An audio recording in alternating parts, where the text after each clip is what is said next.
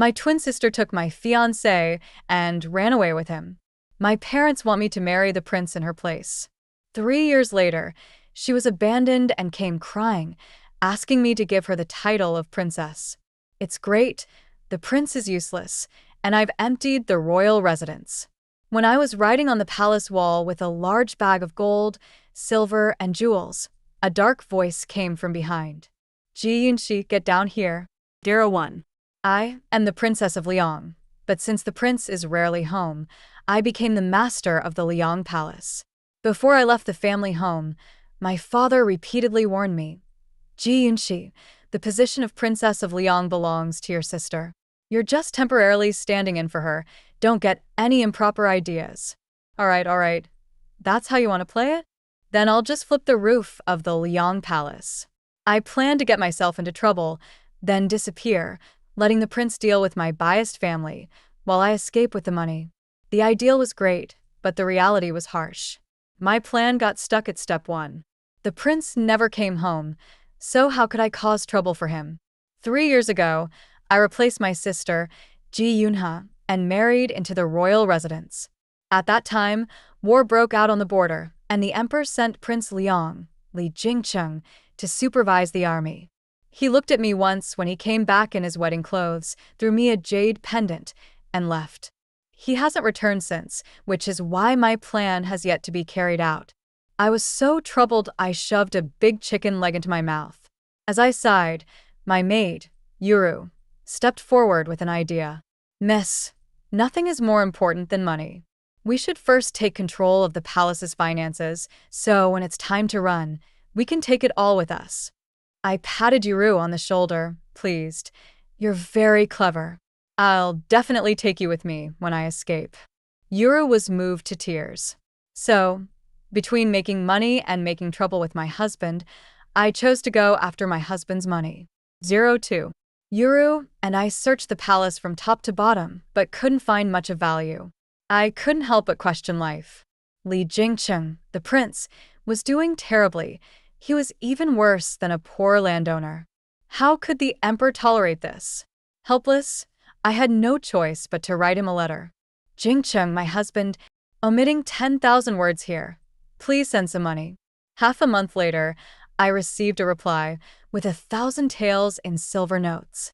Yura screamed, covering her mouth. Miss, so the money was with the prince all along. He can't die now. I gave her a look. Spare me. It's the new year. Can't you say something auspicious? Of course, my prince will live a long life. To ensure his longevity, I took the statue of the god of wealth from the wall, had a statue of a young general made, and wrote Li Jingcheng on the back. Every morning and night, I prayed for his safety and for him to return with money. While praying, a figure flashed on the beam. I screamed, ripped the jade pendant from my neck, and threw it at him. The shadow was hit, and with a loud crash, it fell to the ground. I thought it was a big black rat, and I jumped in fear. When I saw it was a person, I shuddered again. It was late, and the house was dark. A man in black had snuck into the palace, covered in blood. He was clearly an assassin. With the prince away, I was the only master in the palace. Who else would the assassin kill? Of course, it was me. 03. I was so angry that my legs gave out, and I knelt before him. He froze, picked up the jade pendant, and frowned as he looked at me. You are Ji Yunha, the Princess of Liang? Of course not. I wiped my sweat, nervously glancing at him. The assassin was here to kill me. Wouldn't it be a death sentence to reveal my identity? But he didn't seem to believe me. You're dressed so well. Aren't you the Princess of Liang? I started wiping my tears. Im justa substitute. The princess was afraid someone would try to assassinate her, so she asked me to pretend to be her. I blinked at him sincerely. He seemed to believe me, sighed, and motioned to his waist. Fine. I've been injured. Help me apply some medicine. With that, he opened his tunic, revealing a slim, muscular waist. I stared, wide-eyed. Well, is this something I can see for free? I swallowed and took 2 steps forward, quickly yanking down his pants. The man in black. I looked at him, confused. Aren't you supposed to apply the medicine? He pointed to his waist. The wound is here. Is it? I don't believe it. What if there's more below? I pouted in dissatisfaction, quickly glancing down, only to raise my head and meet his dark, cold gaze. I chuckled awkwardly and quietly pulled up his pants. The darn assassin trying to tempt me with his good looks. Fortunately, I am strong-willed. If my dear husband knew, he'd have a fit. 04. After applying the medicine, the man in black didn't leave. He started strolling around the room, nonchalantly. When he saw the statue in the alcove, he pointed at it and asked, "What is this?" Before I could answer, he flipped the statue over, his eyes falling on the words Li Jingcheng. I hurriedly grabbed the statue and hid it behind my back. "Hey, why are you touching other people's stuff?" He sneered. "I've never seen someone set up a statue for a living person. This is my husband. I can set it up if I want. What's it to you?" "Oh, is that so?" He took out a short knife from his waist, twirling it in his hand. "You just said you're not the Princess of Liang?" The moonlight shone through the window, illuminating the blade's cold gleam. The air became heavy. I sucked in a sharp breath, my mind racing to find a way out of this.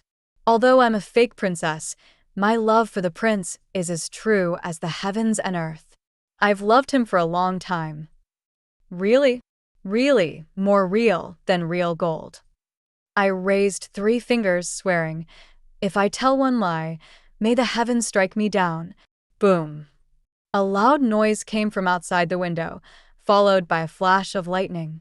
I jumped in fright and quickly corrected myself. I can't eat pig's knuckles for the rest of my life. Not wanting him to doubt me, I added, "You don't know, pig's knuckles are more important to me than my life." He looked up at me, a trace of a smile creeping into his cold eyes.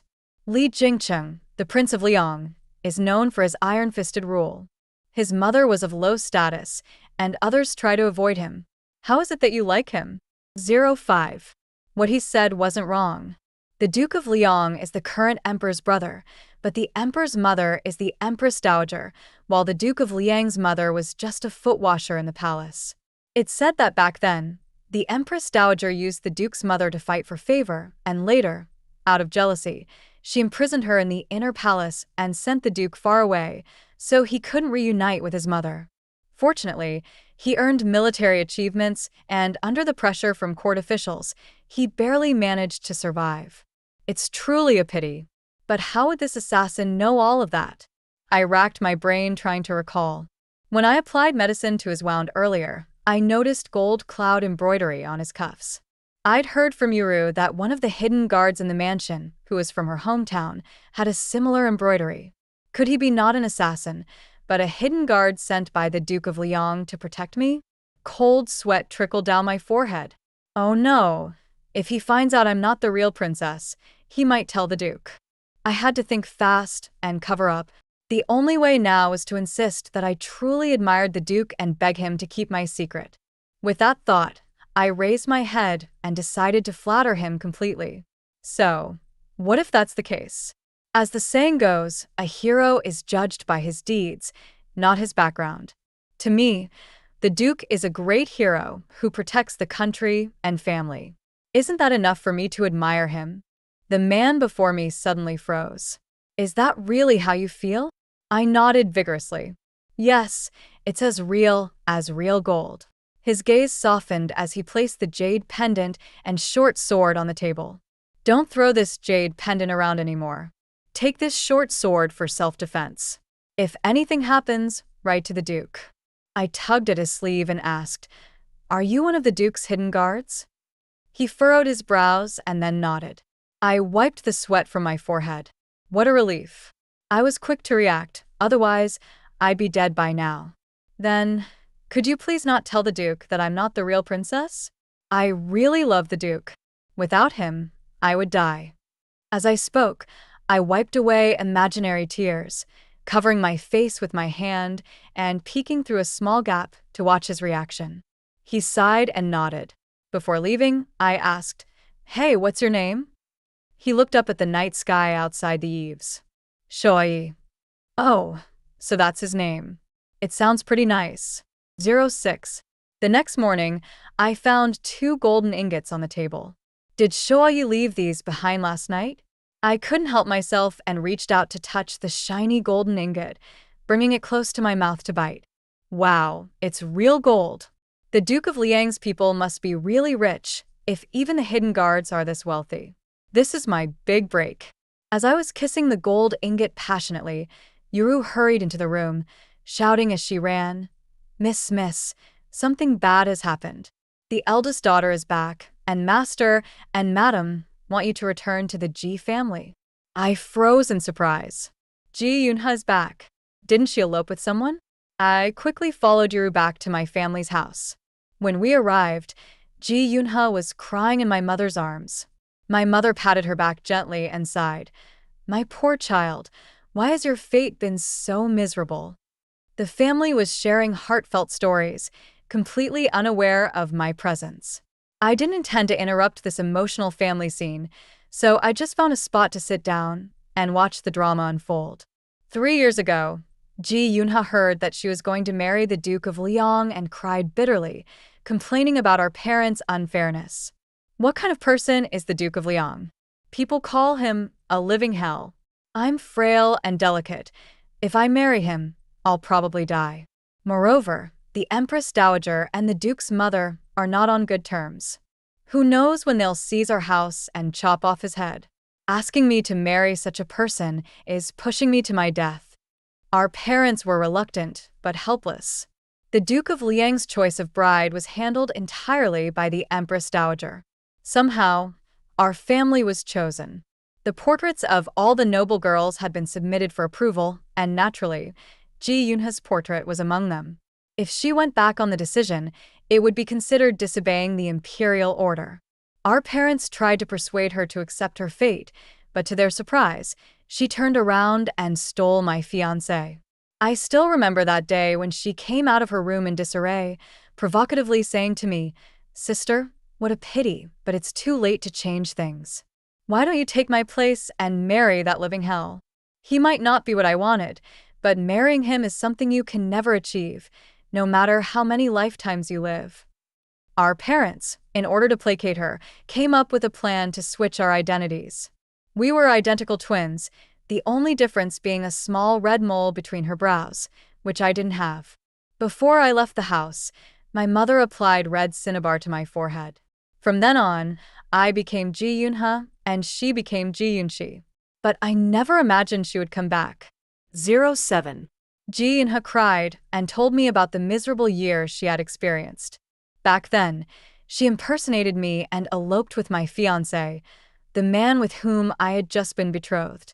He was a poor scholar who had limitless potential, but after entering the capital, he became enamored with the bustling world and thought that by marrying into the wealthy Minister of Right's family, he no longer needed to work hard.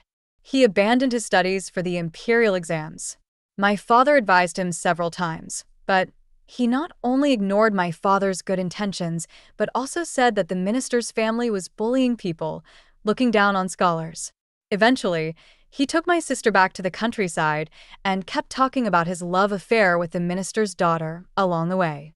He bragged about how they met, how their love grew deeper, and even how they ended up in bed together. The first reason was to show off, the second to slap our family in the face, and the third to ruin my sister's reputation, cutting off her escape route. At the time, my sister had already switched identities with me, so all those rumors fell onto my head. The rumors in the capital spread that the second daughter of the Minister of Household Affairs, Ji Yunshi, had run away with someone, disregarding the family's reputation, living a debauched life. My reputation was completely ruined by those two. Later, my sister stayed with that poor scholar for a few more years before discovering that his family was in a mess. His father was a compulsive gambler, and the whole family relied on his mother to wash clothes for a living. After my sister entered their household, his mother immediately straightened her back and proudly told everyone, "So, what if she's from the great Minister of Right's family?" She still shamelessly begged to marry my son. My son has talent. He could marry even a princess. After that, she became even more disrespectful to my sister, leaving all the laundry work to her while she lived freely. After 3 years of suffering, my sister couldn't take it anymore and escaped back. 08. When Ji Yoonha spoke of these things, I felt no disturbance in my heart, even a little amusement. Before I could open my mouth to smile, Ji Yoonha walked up to me, grabbed my hand, and cried, "Good sister, you've suffered so much these years, entering the Wong residence on my behalf. Now that I'm back, I can't let you continue enduring such injustice." Her gaze fell upon me, and my exquisite Sioux embroidery gown shone so brightly it hurt her eyes, a stark contrast to the ragged clothes she wore. She gritted her teeth in hatred, saying, "Why don't we switch back before the prince returns to the capital?" "Switch back? Sister, you make it sound so easy. Do you think that's possible?" I ignored her and continued sipping my tea. She looked as though she had been greatly wronged, biting her lip, her eyes filled with tears, looking at me with a pitiful expression, ready to burst into tears. "Sister, if I can't be the princess, I have no way to live. Please have mercy and help me." My mother, seeing her in such a state, hugged her tightly, then blamed me. "Yunshi, the position of princess was originally your sister's. You only temporarily took her place. Now that she's back, things should go back to where they belong." Go back to where they belong? This is a crime of deceiving the emperor, and if things go badly, it could lead to the extermination of the whole family. If you don't want to lose your heads, you'd better be careful with your words, I retorted. Father thought for a moment, then looked at me with eyes as cold as venom. "Yunshi, how can you threaten your parents? Didn't your foster mother teach you about loyalty, filial piety, and righteousness?" I didn't intend to argue further, and stood up to leave. Behind me, Ji Yoonha's sobs could be heard. "Ji Yoonshi, you're the real fake. It was I who entered the imperial family registry. It was me, not you, who deceived the emperor." Before she could finish, someone covered her mouth. "My silly sister, is it really appropriate to bring up such matters that could cost us our heads?" 09. By the time I left the Ji residence, it was already dark. The streets were lit with lanterns, and people bustled about. Feeling a bit suffocated, I stepped out of the palanquin and walked down the street. Today was the Lantern Festival. Not far away, by the river, the crowd was lively. Lanterns floated on the water, twinkling like stars, reflecting a beautiful glow. It was a beautiful evening, but I felt utterly lonely. As I was about to return, a lotus lantern suddenly appeared in front of me. "What's wrong? Not lighting a lantern before you go back?" The voice sounded familiar. I turned around and saw a tall man standing there. He removed his mask, revealing a slightly cold but handsome face. It was Shupi. I was somewhat surprised and asked, "It's you? What are you doing here?" He seemed to have expected my question and calmly replied, "I was sent by the prince to handle some matters in the capital. I was supposed to leave after finishing, but then the prince sent me a message saying today is the Lantern Festival and that you might go out to the streets. He ordered me to protect you." I was even more puzzled. Then why didn't he come himself? He sighed. "Returning to the capital without a decree is a serious crime. Even the prince cannot appear openly in the capital, so he sent me and others instead." I then noticed that a young and handsome man was standing next to him. From his appearance, he too seemed to be an undercover guard. Impressive. Even the royal guards have their own guards now. The young guard noticed I was looking at him and awkwardly scratched his head, then bowed to me. "Your Highness, I pay my respects." Curious, I asked, "What's your name?" Replying to Your Highness, "I am called Shua." Ahem. Before he could finish, Shoyi interrupted him with a cough. The young guard glanced at Shoyi, beads of cold sweat forming on his forehead, his speech faltering. "Tiran, I am Shua. Foam. Shua Foam? Shoyi? What an odd coincidence in names. Could it be that all the guards in the prince's residence have names starting with Shua? Well, I suppose that's not impossible. The emperor's guards even have names like Long 1, Long 2, Long 3, etc. Thinking about it, it actually makes sense. 10. I took the lotus lantern from Shoyi and walked toward the riverbank. He walked behind me with his hands clasped behind his back, following closely. When we reached a crowded area, he took his hands out and wrapped them around me to prevent me from being jostled by the crowd. "Thank you." I didn't know if it was because we were so close, but I found it hard to breathe and my heart began to race. He blushed at the ears but continued to protect me, calmly saying, "It's no trouble." We waded through the crowd and squatted by the river. The lanterns in our hands drifted downstream. I closed my eyes and silently made a wish. He watched me, his brows slightly furrowed, smiling. "What did you wish for?" I said, "I hope I can make a lot of money in the future." He furrowed his brow slightly, seemingly confused. "Doesn't the prince's money suffice?" I shook my head and sighed. "I'm not really the princess. How could I always use the prince's money? In fact, the real princess has returned today. As a fake, I will naturally be driven out." After a long silence, he asked, "You've been in the Wang residence for so long. Even if the prince doesn't recognize you, the servants there will. How can you switch?" I pointed to the center of my forehead. "My sister and I are twins. We look exactly alike. The only difference is she has a red mole on her forehead and I don't." Then, I pressed my fingers together, scooped some water from the river, and with a few quick strokes, wiped the red mark off my forehead, sighing. "You see, a fake is still a fake. One wipe, and it's gone." He stood up and reached for a handkerchief, about to wipe the water from my face. However, just before he touched my face, he suddenly froze. Our gazes met, and we both quickly turned away. He turned his face, not daring to look at me, pulled out a handkerchief from his chest, and handed it to me. "Here, it's clean." I took the handkerchief and wiped my face. The reflection of us in the river caught my eye. I stared at it, lost in thought, and then, almost without thinking, asked, "What did you wish for?" In the mirror-like water, the young man behind me smiled sweetly. "I wish that all my wife's desires come true." For some reason, my heart felt a pang of bitterness. "So, he already has a wife?" 11. I felt a bit awkward, and stood up to walk back. Shuyi followed me for a few steps, noticing I seemed a bit down, and suggested, "There's a shop up ahead that makes great braised pork knuckles. How about we eat there before heading back?" My eyes lit up. He leaned in close to my ear, speaking in a tone that was almost like coaxing a child. "There's also a candy cake seller on the way. I heard girls love them, so I had Shuafeng buy some." I happily jumped up, running a few steps ahead, then turned back to wave at him. "Well, what are you waiting for? Hurry up." Shuayi looked at me and smiled, but in the blink of an eye, his smile froze on his face. His expression turned alarmed as he pushed through the crowd and quickly ran toward me. "Watch out, Wang Fei." Before I could react, Shuayi grabbed me, pulling me into his arms.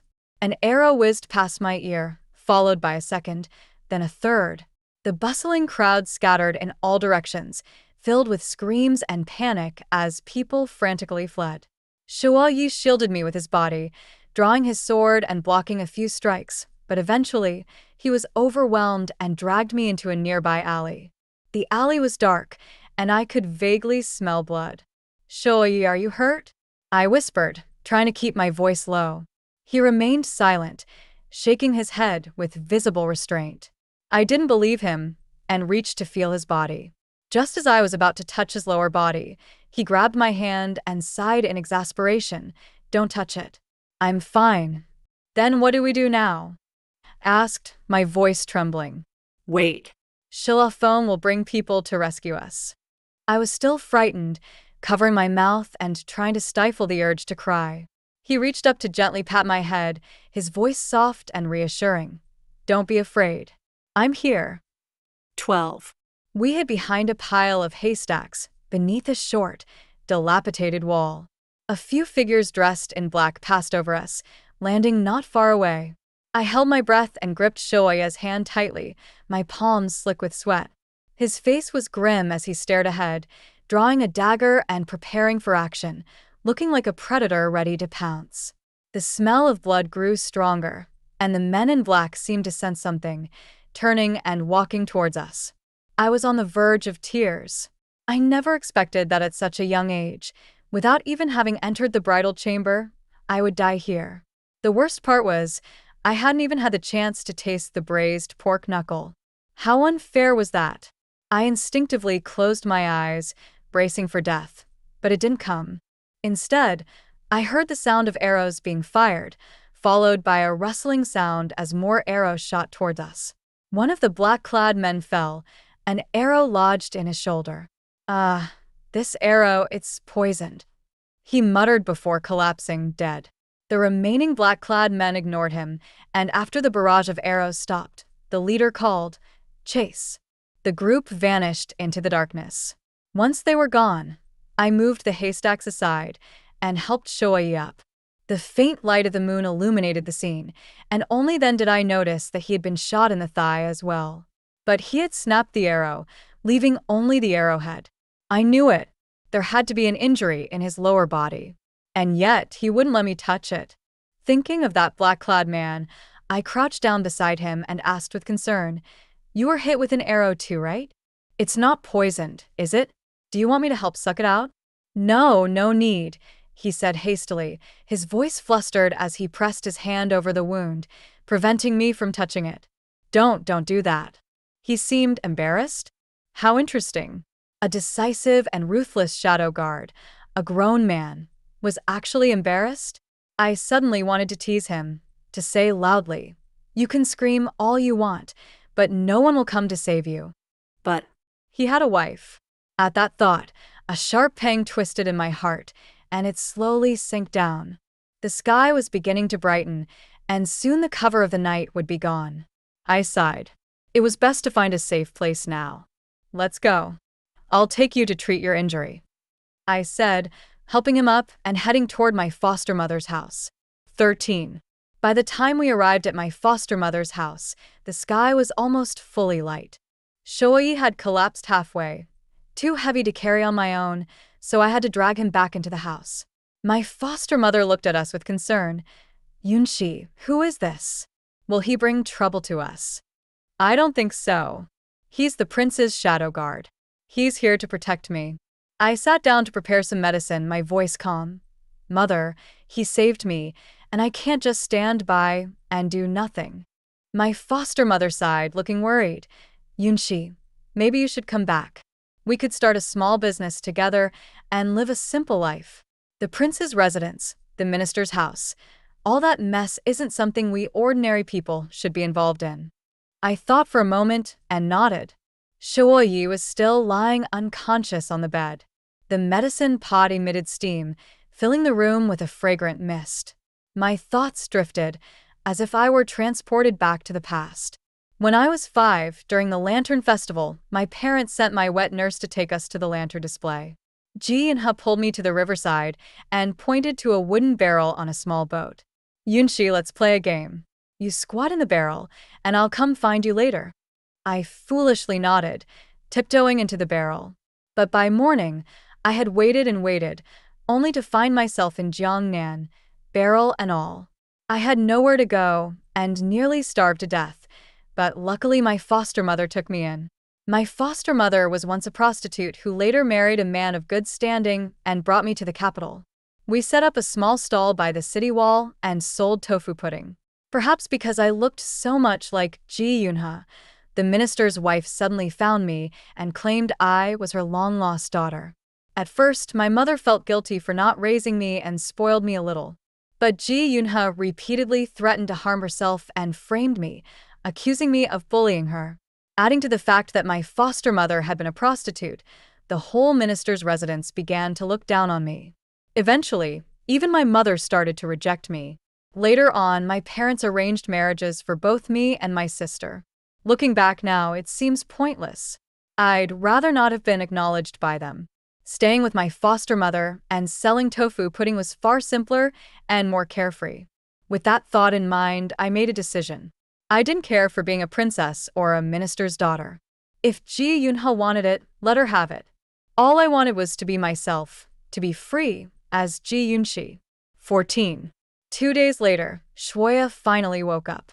He handed me a jade pendant and told me to pawn it at the Yuan pawn shop. 2 hours later, Shuofeng hurriedly arrived and knelt at Shuoya's feet.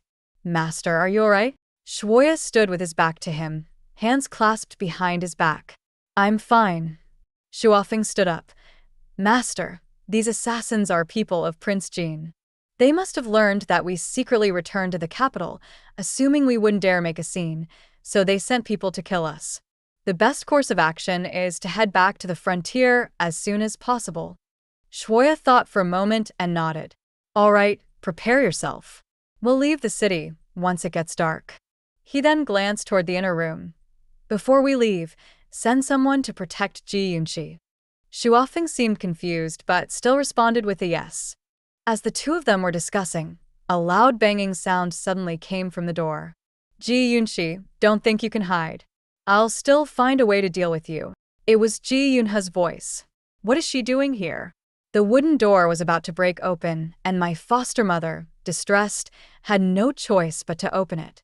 Unexpectedly, Ji Yunha came with a group of servants, immediately surrounding the entire courtyard. She brought a chair with her, placed it in the middle of the yard, and sat down arrogantly. Ji Yunha, what are you doing? I rushed forward to confront her, but the servants held me back. Ji Yunha calmly took a sip of tea and smiled. Yunxi, since you won't return home, as your sister, I had no choice but to come here and look for you. I glared at her with hatred. Do your parents know you're doing this? If I tell them, don't be silly. She interrupted me with a laugh. In my parents' hearts, I'm their only daughter. Even if I beat you up today, they won't say a word and will even help cover it up. I bit my lip and then said, but I'm still the Princess of Liang. The prince will stand up for me. Her smile grew wider. That's exactly why I'm here today. Do you think you can hold that over me just because you have the crime of deceiving the emperor? Ji Yunxi, you have weaknesses too, don't you? Like her. With those words, she signaled to her servants. The servants immediately pinned my foster mother down. Ji Yunha was pleased and walked up to me, pinching my chin, forcing me to look at my foster mother. Ji Yunxi, look at your foster mother. Do you still want to insist on being the Princess of Liang? If you continue to be stubborn, I'll break one of her legs today. I advise you to leave the prince's residence quietly and stop coveting something that doesn't belong to you. I was furious, and when she wasn't paying attention, I bit her hand hard. She screamed and was about to slap me, but before her hand landed, a stone hit her. Who dared to hit me? 15. It was me. As the words were spoken, a hail of stones rained down, hitting every one of the servants and pinning them in place. Only Ji Yunha was left standing. Shuoya came out from the backyard, supported me, and shielded me behind him, addressing Ji Yunha. Miss Ji, aren't you being a bit too aggressive? Acting so arrogantly, are you any different from a bandit? Ji Yunha was clearly startled, her expression wary. Who are you? Shuofeng was about to introduce himself, but was stopped by a gesture from Shuoya. It doesn't matter who I am. What matters is, you need to apologize to Yunxi. Ji Yunha laughed scornfully. This is ridiculous. Do you know who I am? I'm the legitimate daughter of the Minister of Revenue, Ji Darren. I'm the current Princess of Liang. How dare you provoke me? Do you have a death wish? Shuoya said nothing, but gave Shuofeng a look. The next moment, Ji Yunha was dragged to the ground, her head forced to hit the stones. She struggled but couldn't break free, and her forehead repeatedly struck the ground, leaving it bloodied. She kept crying out, Ji Yunxi, how dare you treat me like this? Once I become the princess, I'll make sure to pay you back 100-fold. Shuoya frowned and coldly said, looks like you haven't learned your lesson. Slap her until she admits her mistake. Shuofeng complied, rolling up his sleeves and starting to slap her. The rain of slaps quickly turned Ji Yunha's face into a swollen mess. She cried and begged for mercy. I'm sorry, I was wrong. Shuoya scoffed. Who are you apologizing to? Ji Yunha understood and sobbed. Yunxi, I'm sorry, it was my fault. I won't do it again. Shuofeng, after hearing her apology, joked, Miss Ji, take a moment to recover. We're almost at 50 slaps. How about we make it a round number? Shuoya smiled slightly. Don't rush. let's give her a few more. Otherwise, we'll seem stingy. Afterward, Ji Yunha left, nearly crawling as she rushed out of the yard. 16. Shuoya checked me thoroughly to make sure I was unharmed, then sent 2 more secret guards to protect us. As nightfall approached, Shuofeng quietly reminded, "Master, it's time to leave." Before we left, Shuoya pulled me aside and said, "Be cautious these days. You can stay here or return to the prince's residence. It's up to you. If Ji Yunha comes to cause trouble again, just kick her out. We'll deal with everything when I return." I looked up at him. "When will you be back?" He thought for a moment. "The frontier has already been secured. There are only some minor matters left to handle. I'll be back in about a month." For some reason, I felt a little upset. Even if you return, what will change? I don't want to be the princess anymore. I'll just leave it to Ji Yunha. He seemed surprised. "Why don't you want to?" I stood on my tiptoes, leaned in close to his ear, and whispered, "Because the prince, well, he's not good." His face darkened, and he frowned. "Who told you this?" "I heard it from Yuru. It's been all over the prince's residence. Didn't you know?" I winked at him, then gossiping, added, "I heard the prince has a thing for men. He's always hanging out with the head of the secret guards. They must have something going on. Hey, you're in the secret guards too. Any insider info? Tell me about it." At that moment, someone dropped down from the wall. It was Shuofeng. He was trying to hold back laughter, awkwardly scratching his head. "Sorry, I wasn't eavesdropping on purpose, but I couldn't help it. Ha ha ha." Shuoya's face darkened even more. He snorted coldly, ignoring me as he walked away in a huff. "Sigh, we were having a good conversation, and then he just left? I thought he was my friend." 17. After Shui left, Ji Yunha caused a scene a few more times, but she was chased off by the guards at the door. Gradually, she dared not come to trouble me anymore. The days became boring. One day, when the sun was just right, I took a basket of melon seeds and sat by the door, attempting to chat with the 2 guards. "Hey, want some melon seeds?" I kindly offered them some, hoping to share. "We dare not," the 2 guards replied in unison. Ah, how boring. I had to eat the seeds alone, but I didn't give up on my gossiping desire. "What are your names? Where are you from? Are you married?" The 2 guards looked at each other and only answered the first question. "I'm Zhuxing." "I'm Yufeng." Huh. Why aren't their names like I imagined? Aren't they supposed to have Shoa in their names? Why don't your names have the Shoa character? I asked. Zhuxing thought for a moment and said, "In the Royal Guard camp, only Shui has Shoa in his name." "But doesn't Shuofeng also have the Shoa character?" I asked again. Zhuxing looked confused. "Who is Shuofeng?" "There's no one by that name in the Royal Guard camp." He then asked Yufeng, "Do you know Shuofeng?" Yufeng shook his head. "No, I don't know him." Now it was my turn to be confused. But I've clearly seen Shuofeng before. I sat down and thought for a long time. These 2 don't seem too bright, at least not smarter than me. So, I continued my questioning. "Who is the head of your royal guard?" Zhuxing answered, "The head is Shui." Ah. "It's him?" I was shocked.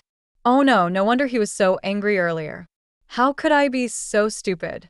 I spread gossip and it got back to the source. But, come to think of it, the prince likes men and has a relationship with Shui. So, when Shui mentions his wife, could it actually be the prince? It all makes sense now. The prince might not be capable, but since he has a relationship with Shui, that means Shui is the one who's capable. What a guy, you're really something. I got so excited that I walked around the courtyard twice and ate 2 more seeds. Crunch, crunch, so satisfying. But then I thought, now that I know such royal secrets, am I going to get silenced? I decided to write 2 letters to the prince to test the waters. But he won't even respond to me, not even sending me money. It's over, it's over. I feel like I'm one step closer to being silenced. Maybe I should run away. 18. Before running away, I went back to the prince's manor. Since the prince's return to the capital is still some time away, if I'm going to leave, I should stir up some trouble first. I started by making a big fuss and introducing 18 concubines for the prince. Anyway, the prince can't do anything, and these concubines can't even get enough food outside the manor. Coming to the prince's residence is like retirement. While I accumulated good karma, I also caused trouble for Ji Yunha. Just thinking about how Ji Yunha would collapse every day when facing the 18 concubines after becoming the princess, I couldn't help but laugh. After arranging everything, I took Yuru and started moving valuable items from the prince's manor. Yuru cried bitterly. "Whoa, miss, you're so good to me. You're really taking me with you to escape." I patted her shoulder and encouraged her. Of course, Ji Yunshi, always keep my promises. Once we're out there, we'll make it big. If we do well, I'll add extra drumsticks for you. Yuru was so moved that she put all her strength into carrying the things.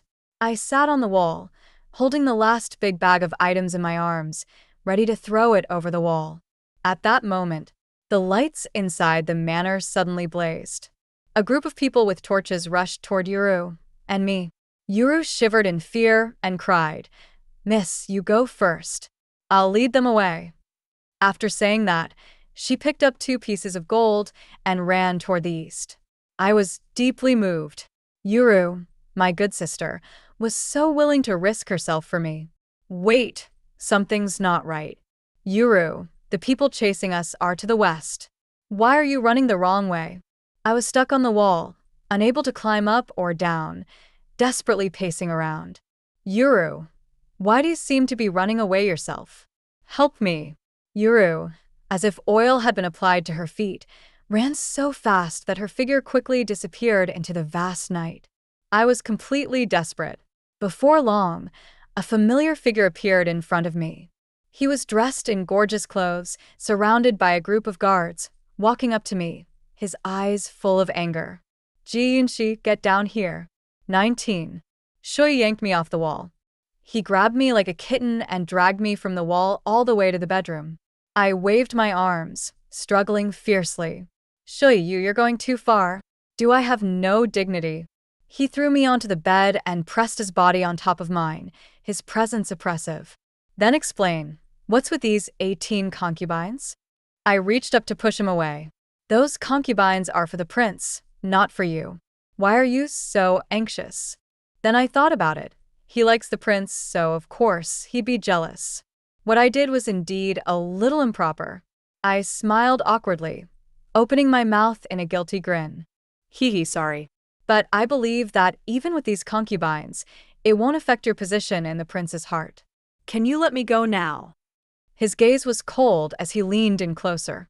"Ji Yunshi, sometimes I really want to tear open your head and see what's inside." As soon as the words left his mouth, he kissed my lips, and his kisses were so intense that I couldn't breathe. My mind went blank. What kind of relationship is this? Everything's in chaos. Shui, the prince, Ji Yunha, 18 concubines, what exactly are our relationships? After the kiss, I was furious, pushing him away with all my might. "Shui, are you crazy? I'm the princess. Aren't you afraid the prince will come back and kill you?" Suddenly, a figure flashed outside the window. Shufeng jumped into the room, bowed to me, and smiled. "Princess, did you call for me? Is there something you need to instruct?" The man in front of me raised his eyelids, glaring at Shufeng with great disdain. "Shui, you're not allowed to enter without my orders." At that moment, my already confused mind was completely unable to think. Wasn't I supposed to sort this out? "You're Shui, but then who are you? You tell me." He whispered in my ear, one word at a time. "Naturally, I'm your husband, the one you call the prince, Li Jingqing, who likes men." I was stunned. My eyes rolled back, and I fainted. 20. When I woke up, it was already early the next morning. Li Jingqing was sitting at the edge of the bed, hair disheveled, sharpening a knife. I squinted my eyes and pretended to be asleep, trembling like a leaf. "It's over. It's really over. What is he doing? Is he going to kill me?" All I did was say a little bad thing about him. Is he really that petty? The thought made me nervous. I swallowed hard, instinctively. Li Jingqing's eyes fell on the blanket that was shaking like crazy. He picked up the short knife and smiled. This blade is sharp enough, but I wonder how to use it. Should I stab the head or the tail? I couldn't lie still anymore. I threw off the blanket, sat up, and cried with grievance. Li Jingcheng, seriously? Even if you're going to kill me, at least let me have a decent meal first. Suddenly, a slice of peach appeared near my mouth. When I didn't eat it, Li Jingcheng stabbed another piece with the knife and popped it into his mouth. Tears welled up in my eyes. You sharpen the knife just to cut peaches? He smiled. What else? I mumbled under my breath. I thought you were going to kill me. He set the knife down and sat beside me. Kill you? No. At most, I'd eat you. I looked at him warily. Eat how? Like this. Suddenly, he wrapped his arm around my waist and kissed me. Our breaths mingled, our lips brushed, and by the end, my eyes were full of tears. Only then did he let go and smiled in satisfaction. All right, go back to sleep. I'll settle the rest with you after court. I reached out and tugged at his sleeve. Then when you come back, I'm charging interest. His ears instantly flushed red, though he kept a calm face. He gritted his teeth and said, Fine, but don't go back on your word. That day, Li Jingcheng rode back from court, and as soon as he entered the room, he pinned me to the bed and kissed me, proving his abilities with actions. It wasn't until evening that I finally walked out of the bedchamber, holding my waist, both legs shaking. To hell with whoever said he was no good. 21. The border troops achieved a great victory. The emperor was overjoyed and decided to host a palace banquet to honor Li Jingcheng and General Chen. As the princess consort of Prince Liang, I naturally had to attend. I felt uneasy and grabbed Li Jingcheng's hand. Do I really have to go? I'm not the real consort. What if? Li Jingcheng held my hand and reassured me. Don't worry. The royal registry may have your sister's name on it, but as long as we both insist you're Ji Yunhe, no one can say otherwise. It was your parents who made the switch. Even if they want your sister to be the princess consort, they wouldn't dare let this blow up. It'd be a crime of deceiving the emperor. I doubt your sister would be foolish enough to report her own parents. Hearing that, I finally relaxed a little. That night, the palace gates opened and lanterns lit up the sky. Li Jingcheng and I entered the palace in a carriage, then switched to a small sedan chair which carried us to the banquet hall. When my parents found me, I was already 15. I hadn't seen much of the world, so I could only sit there properly. Speak less, eat more, and smile politely. This was all something Li Jingcheng had taught me. Everyone at the banquet was high-ranking nobility. Li Jingcheng quietly introduced a few people to me. I pulled out a small slip of paper from my sleeve, matched their faces to the notes, and finally managed to recognize a few. Before the banquet officially began, someone from the emperor's side called Li Jingcheng away. I had to sit alone. What I didn't expect was that Ji Yunhe had come too. She was seated next to Princess Jialing. I pulled out my cheat sheet for a quick glance. Princess Jialing was the niece of Prince Jin, who was the emperor's and Li Jingcheng's uncle. That made her and us the same generation. Judging from the looks of it, she and Ji Yunhe seemed quite close. Would she expose us? The thought made my scalp tingle and my palms sweat. 22. The hall was stuffy, and I was getting restless. Since the banquet hadn't started yet, I decided to step outside for some air. Just as I reached the outer hall, I heard a mocking laugh behind me. Well, who do we have here? Princess Jialing walked up with her chin raised high, looking at me condescendingly. Ji Yunhe followed behind her, smiling. Your Highness, this is my younger sister, Ji Yunxi. I gathered my skirt nervously, trembling all over, and forced a smile. Sister, you must be mistaken. I am Ji Yunhe, princess consort of Prince Liang. The two of them exchanged a look, then burst out laughing. Drop the act. Yunhe already told me everything. You stole your sister's place and still dare flaunt it in front of me? Want me to report you to Brother Jingcheng? Princess Jialing gave me a shove. So young and already so devious? I'll teach you a lesson myself today. Yurui rushed to support me and knelt down, defending me. Your Highness, we're in the palace. No matter what, my lady is your royal sister-in-law. You can't treat her like this. Princess Jialing flared up instantly and kicked Yu away. So, what if we're in the palace? I grew up here. My imperial brother wouldn't dare scold me. Who are you trying to scare? Or are you just guilty yourselves, afraid that if I shout, it'll all blow up in your faces? I quickly pulled Yu away behind me and said softly, Your Highness, if you're truly Ji Yun his friend, you should understand the consequences. If you insist on making a scene, we'll all go down together. You dare threaten me? I'll go tell the emperor, right now. Princess Jialing was furious and turned to leave, but Ji Yunha stopped her. Your Highness, please don't. Let's just punish her privately. We can't let this become public. Princess Jialing paused, looked at me, and curled her toe mockingly. Hey, you imposter, if you wipe my shoes for me today, I'll let you off. I ignored her and turned to leave. Seeing me walk away, Princess Jialing shouted in panic, Ji Yunshi, how dare you ignore me? I'm telling the emperor you're a fake. Who's the fake? Tell me. 23. I turned at the sound and saw a richly dressed woman surrounded by a crowd of palace maids and eunuchs. The surrounding attendants immediately fell to their knees. Greetings to the Empress Dowager. I hurriedly knelt down as well. Princess Jialing knelt beside me, nearly in tears from panic, muttering to herself, This is bad. I only meant to scare her a little. How did the Empress Dowager hear us? What do we do now? The Empress Dowager brought the three of us, me, Ji Yunha, and Princess Jialing, to a side hall. The Empress Dowager insisted on getting to the bottom of things. Seeing there was no way to dodge the issue, Ji Yunha simply pushed all the blame onto me. Your Majesty, please judge fairly.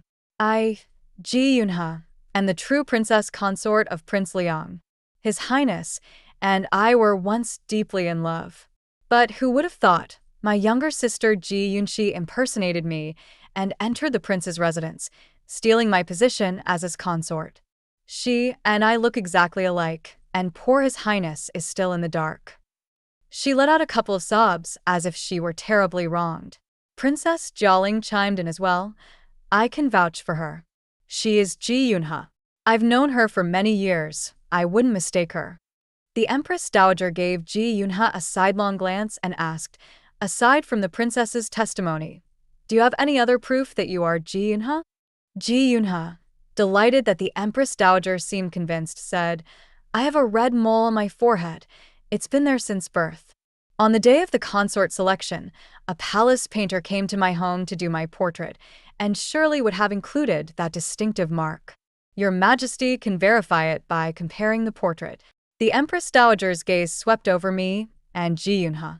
Seeing that both of us had reds between our eyebrows, she ordered, Servants, bring 2 basins of water and wipe their faces clean. Sweat beaded on my forehead, and I began trembling involuntarily. Ji Yunha, on the other hand, looked completely confident, casting me a provocative glance. I looked around. Everyone was present, except for Yurue. At such a critical moment, don't tell me she ran off again? 24.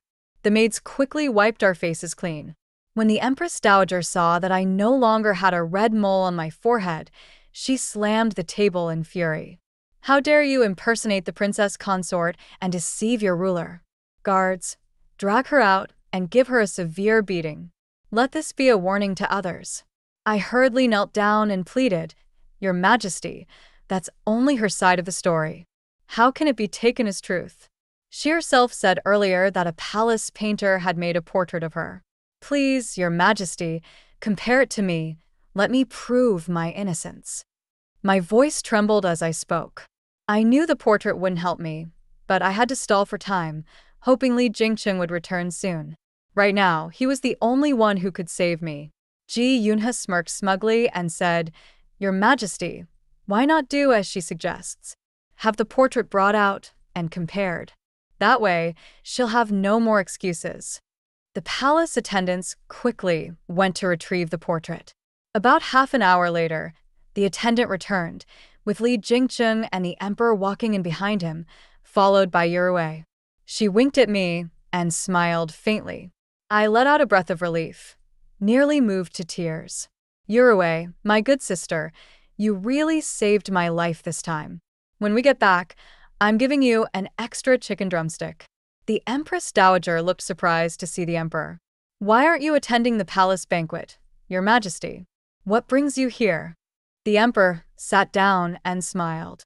I heard something interesting was going on here and came to take a look. Mother, please continue with your questioning. The Empress Dowager then ordered the painting to be unrolled. Everyone held their breath and stared at the scroll. In the painting, a beautiful woman stood beneath a banana tree without a red mole on her forehead. What was going on? I looked up at Li Jingcheng.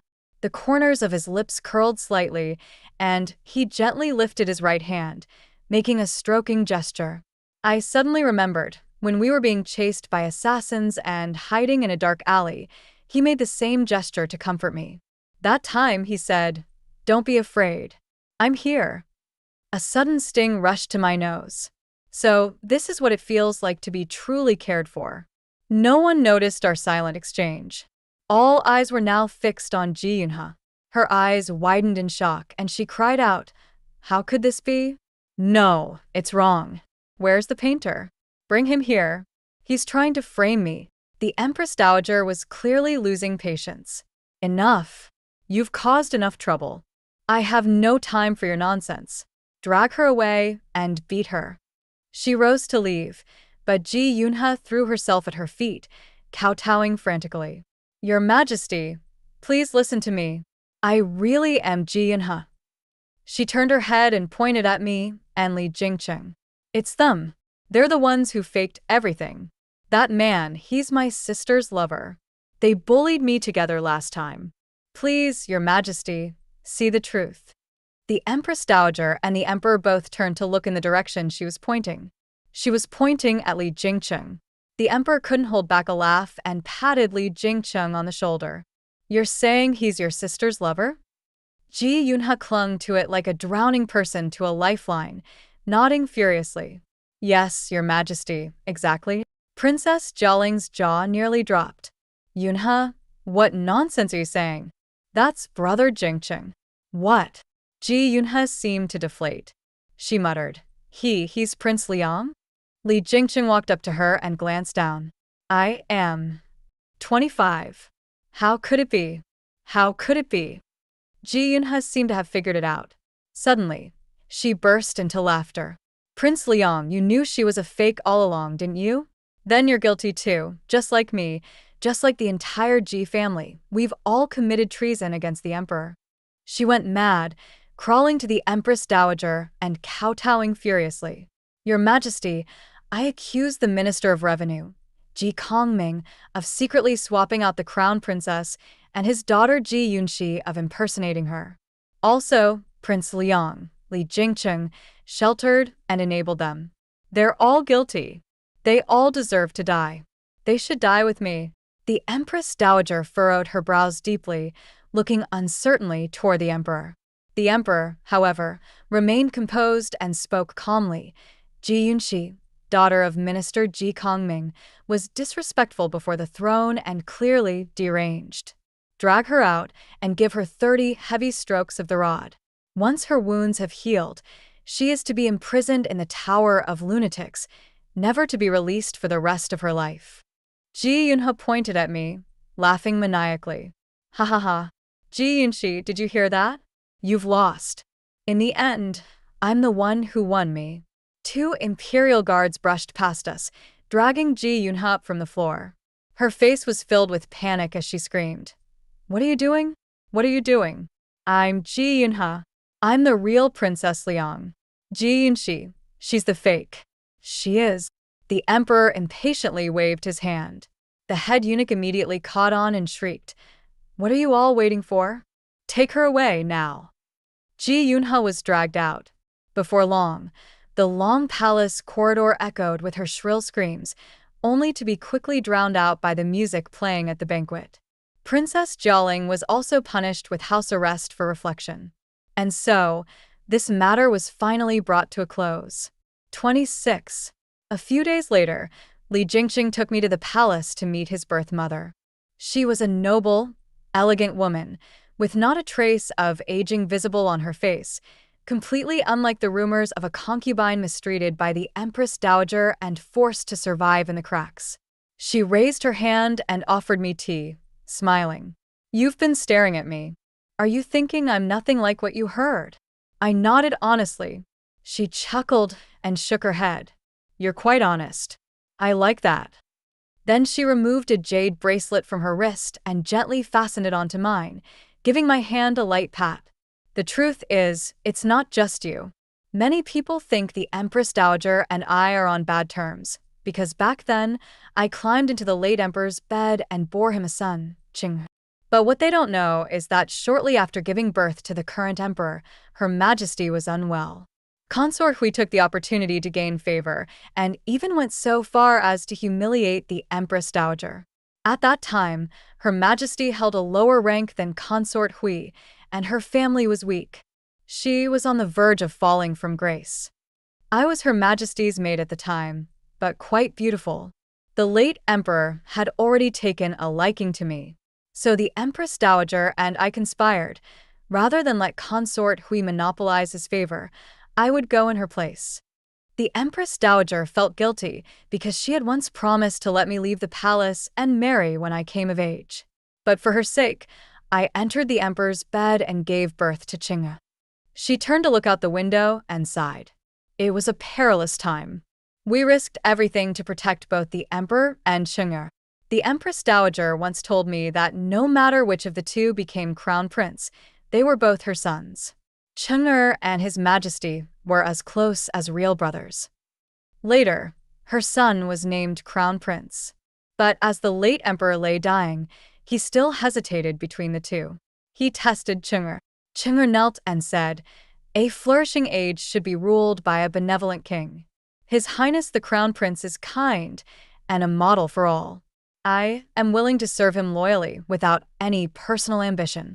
Only then did the emperor make his final decision to pass the throne to the current emperor. Before the emperor's death, he had Qing stationed with troops in a province near the capital. The imperial guards remained under His Majesty's command. If there was any rebellion, Qing could swiftly march into the city and coordinate from within to eliminate the traitors. Then came the rumors that I was at odds with the Empress Dowager. It was meant to mislead those with sinister motives into thinking that Qing had become estranged from the emperor and harbored ambitions for the throne. Back then, letters offering allegiance to Qing poured in like snowflakes, all intercepted by the emperor. Those people were quietly dealt with. Not a single drop of blood was spilled. No one knew why some court officials suddenly vanished. But the emperor couldn't speak of it openly. If he admitted to assassinating officials, it would become a stain on his reign. So Qing and I remained silent, and the rumor of my conflict with the Empress Dowager continued to spread. I was stunned, so this was the real story. It turned out the rumors were part truth and part fiction. You can't believe them all. Still uneasy, I asked, "What about Prince Jean?" The consort gently patted my hand and reassured me. "Don't worry. Prince Jean supports the emperor. It's just that, due to those old rumors, he had some misunderstandings with Qing. His Majesty already knows about the assassination attempt. Once Prince Jean is summoned and they speak openly, it will all be resolved." Only then did I truly feel at ease. 27. Half a month passed, and I returned to the G residence.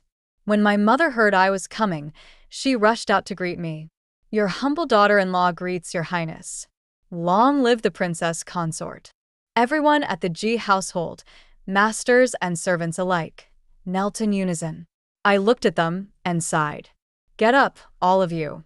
My mother was helped to her feet by her maid. She stepped forward, trying to take my hand, but I instinctively drew back. The atmosphere instantly turned awkward.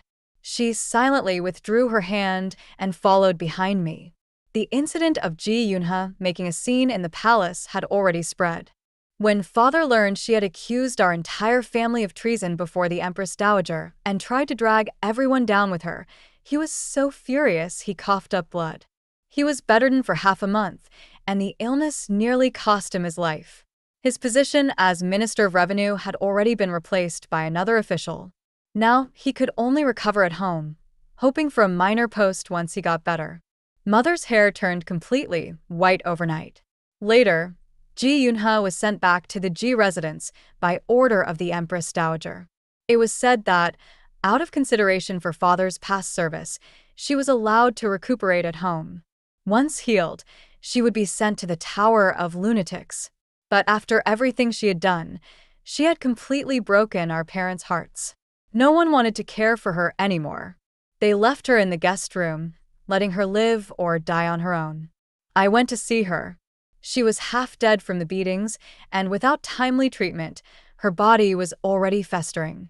She was barely hanging on. When she saw me, she lifted her head and stared at me with pure hatred. I had brought an imperial physician with me. He administered a few acupuncture needles and fed her some ginseng soup, just enough to let her say a few more words before the end. To be honest, there were still some things I wanted to talk to her about. 28. Big sister, I want to ask you, was it really an accident when I went missing all those years ago? She laughed when she heard that. Of course it wasn't. Why? I asked. She laughed and laughed, then suddenly started crying. Because I hated you. Even though we looked exactly the same, our parents always favored you. They said you were sweet and lively, while I was dull and unlikable. So, I decided to make you disappear. That way, they'd have no choice, they could only love me. But you were only 5 years old at the time. She was unfazed. So what? Do you think children are like rocks or furniture, unaware and emotionless? A child's jealousy is the scariest of all. Later, I did feel afraid. I did regret it. I knew you were innocent, and I was the one who was greedy for all of their love. But at the same time, I was glad that I finally got what I wanted, until you came back. She glared at me with hatred, her voice rising with emotion. Ji Yunshi, why did you come back? The moment you returned, you took our parents' love with you. All those years I spent pretending to be the perfect daughter couldn't compare to 2 tears from you. That's why I hated you even more. Everything you have, I want to take it. Ji Yunshi, you ruined me. It's all your fault. Why couldn't you have just died? At that moment, I finally understood why Ji Yunha always targeted me. Why our parents' attitude toward me swung back and forth. I stood up to leave, and before I walked away, I tossed one last sentence at her. Ji Yunha, all of this is your own doing. Now you have to suffer the consequences. In your next life, try being a decent person. Then I turned and left. Behind me came a wailing scream from Ji Yunha, and then silence. In the courtyard, my mother stood under a plum tree that had already withered, holding a food box in her hand. I didn't know how long she had been standing there. Her eyes were already red. Yunshi, I'm sorry. It's my fault. I've wronged you. As I walked past her, I said calmly, no need, mother. I've grown up. Your love, along with that food box. I don't need any of it anymore. Snow fell thick and heavy as I walked away. The people and things behind me disappeared into the swirling white. After the snow, the new year arrived. Spring finally came. 29. New buds sprouted on the willow branches, and spring danced upon the twigs. Yurue held a lit fire starter, staring nervously at the firecrackers on the ground, then looked at me with a pitiful face. Miss, do we really have to light them? I'm scared. My adoptive mother pushed her aside and rolled up her sleeves. Move over. Go eat some candy. I'll do it myself. I was lounging in the shop, sipping tea with my legs crossed, watching the fun. Yes, my adoptive mother and I had opened a restaurant. The storefront was grand and majestic, like a miniature palace. She said that's what they called presentation, and it had to be eye-catching. She even brought along the 18 concubines from the prince's residence to help. I was speechless. Mom, are you sure you opened a restaurant and not a brothel? My adoptive mother proudly patted her chest. Of course it's a restaurant. All my girls perform arts, not anything dirty.